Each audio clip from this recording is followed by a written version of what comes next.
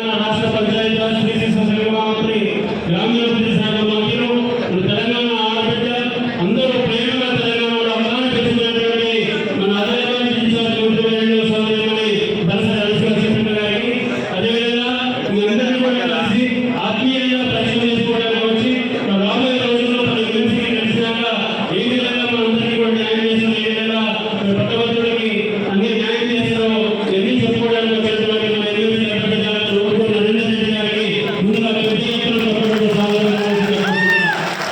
అదేవిధంగా ఈ కార్యక్రమానికి ఇచ్చేసినటువంటి మనం ఆత్మీయ సోదరులు పెద్దలు మానాపూర్ శాసనసభ్యులు గుజరాత్కి మా డిసిసి జిల్లా అధ్యక్షులు పెద్దలు ముఖ్యాల విశ్వప్రసాద్ రావు గారికి అదేవిధంగా ఆసిఫాబాద్ నియోజకవర్గానికి కాంగ్రెస్ పార్టీ తరఫున ఇన్ఛార్జిగా వచ్చేసినటువంటి పెద్దలు గౌరవనీయులు సికింద్రాబాద్ కంటోన్మెంట్ శాసనసభ్యులు శ్రీ గణేష్ గారికి మా సోదరుని TPCC general secretary Ravi Reddy గారికి అదేవిధంగా వేదిక పైనటువంటి మా ఆప్త సోదరులు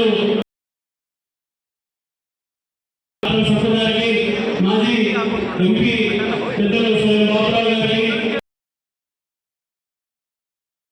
కోట్ల తిరుపతి గారికి మా ఆత్మీయ శ్యామనాయక్ గారికి అదేవిధంగా మన్నీ విజయానికి అతి దగ్గరలో వచ్చినటువంటి మా ఇంకొక సోదరులు పెద్దలందరికీ కూడా పేరు పేరున నమస్కరిస్తూ మనమందరం కూడా కాంగ్రెస్ పార్టీ అధిష్టానానికి అభ్యర్థిగా ఒక మంచి వ్యక్తిని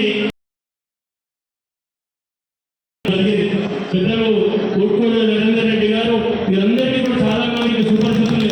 నిన్న గ్రాడ్యుయేట్ అవడం కలిస్తే ఇక్కడ కూర్చున్నటువంటి అనేక మంది ప్రైవేట్ టీచర్లు కానీ వాళ్ళందరూ కూడా అన్నారు మేము గతంలో ఆల్ ఫోర్స్ లో చదువు వారు కూడా చాలా మందికి సుపరిచితులు. అటువంటి మంచి 35 సంవత్సరాల నుంచి కూడా కొనసాగుతూ ఈ రోజున మన పట్టభద్రులు ఈ రోజున రాజకీయాల్లోకి ప్రజాసేవకు వస్తున్నందుకు అందరం కూడా నియోజకవర్గంలో ఈ కాంగ్రెస్ పార్టీలో ప్రజాప్రభుత్వం జిల్లా ఇన్ఛార్జ్ మంత్రి సిద్దిపేట గారి సహకారంతో సమస్యలు ప్రధానంగా వాటన్నిటిలో చేస్తూ మనకు సుమారు ఈ సంవత్సరంలో 12-14 సంవత్సరాలు నెలల కాలంలో కేటాయించడం జరిగింది. అయినా కూడా ఒక్కొక్కటిగా కూడా మనం తీసుకుంటూ పోతున్నాం. ఆనాడు ఏదైతే తెలంగాణ రాష్ట్రం ఏదైతే ఉందో నిధుల నియామకాలు అదేవిధంగా నీరు విస్మరించడం జరిగింది. 10 సంవత్సరాల కాలంలో ప్రామాణికంగా భూమి పూజ చేసి ప్రామాణిక సేవగా ప్రాజెక్టుకి అంకురార్పణం చేస్తే దాన్ని తదనంతరం చేసి భూముల 100 కిలోమీటర్లలో కాళేశ్వరంలో ప్రాజెక్టు పెట్టడం జరిగింది. దానివల్ల కూడా చాలా మంది కూడా రైతాంగానికి నష్టం జరిగింది. కానీ ఈనాడు ప్రజాప్రభుత్వం ఏర్పడిన వెంటనే ఆ రోజున మరి ముఖ్యమంత్రి రేవంత్ రెడ్డి గారు నిండు అసెంబ్లీ సాక్షిగా మనందరికీ గర్వకాలం. అది ఒక మంచి శుభపరిణామం కూడా. బ్యారేజ్ కూడా అది రోడ్డు బ్యారేజ్ అంటే బ్యారేజ్ మీద విధించిన మహారాష్ట్రకి కానీ అటు నుంచి రావడానికి కూడా మనకి రాకపోకలు ఉంటాయి.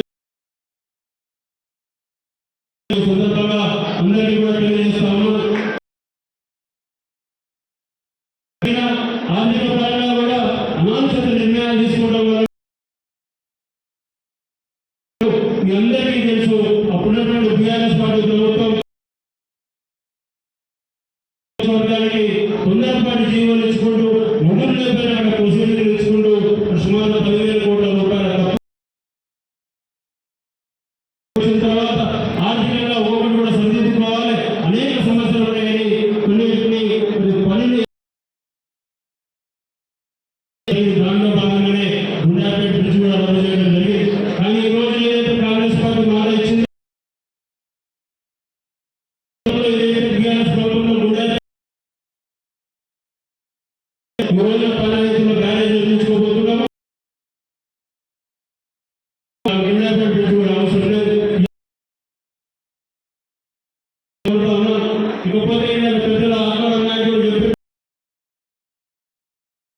మన సమస్యలు ఏదైనా తీర్చాలంటే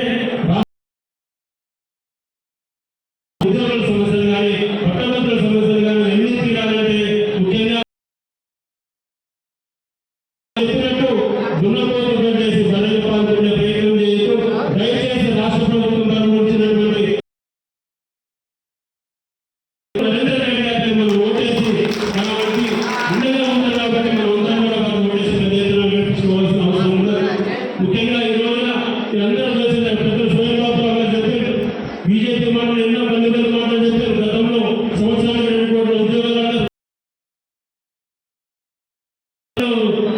ప్రైవేటీకరణ చేసిన దాన్ని కూడా కేంద్ర ప్రభుత్వం పట్టించుకోలేదు. ఉమ్మడి హైదరాబాద్ జిల్లా సీసీఆర్ ఫ్యాక్టరీ కూడా అలాగే మూతవేయడం జరిగింది. ఇవన్నీ కూడా మనం చేసే ప్రోగ్రాం. బీజేపీ వాళ్ళకి నిరుద్యోగుల మీద ప్రేమ లేదు, ఉద్యోగుల మీద ప్రేమ లేదు. దయచేసి ఇవన్నీ కూడా మనం దృష్టిలో పెట్టుకోవాల్సిన అవసరం ఉన్నది. ఈ రోజున మీ అందరూ కూడా మనకు సంపూర్ణంగా మాట ఇస్తా ఉన్నాను. గత ప్రభుత్వ కాలంలో ఏదైతే ప్రభుత్వ సహకారంతో సిరిపూర్ పేపర్ మీరు పునరుద్ధరణ చేయడం జరిగిందో ఆ మిల్లుల ఉద్యోగ అవకాశాలు ఇవ్వాలని వారు ఏదైతే ఆనాటి రాష్ట్ర ప్రభుత్వం మాట ఇచ్చి ఉద్యోగ అవకాశాల కోసం స్థానికంగా ఉండే ఉద్యోగుల కోసమే ఈ రోజున మిల్లు పునరుద్ధరించడం జరిగింది. కానీ ఆ మాటను పెడలు బట్టి వాళ్ళందరూ కూడా వేరే రాష్ట్రాల నుంచి తీసుకొస్తున్నారు.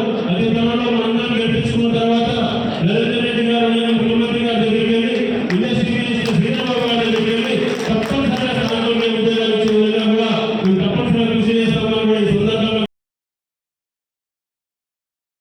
టీచర్లు కానీ ఇక్కడ జనాలయంలో పనిచేసేటువంటి టీచర్ సోదరులు ఉన్నారు.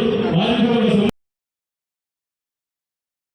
ఒక తప్పనిసరిగా ఎలక్షన్ అయిన తర్వాత నరేంద్ర రెడ్డి గారి సహకారంతో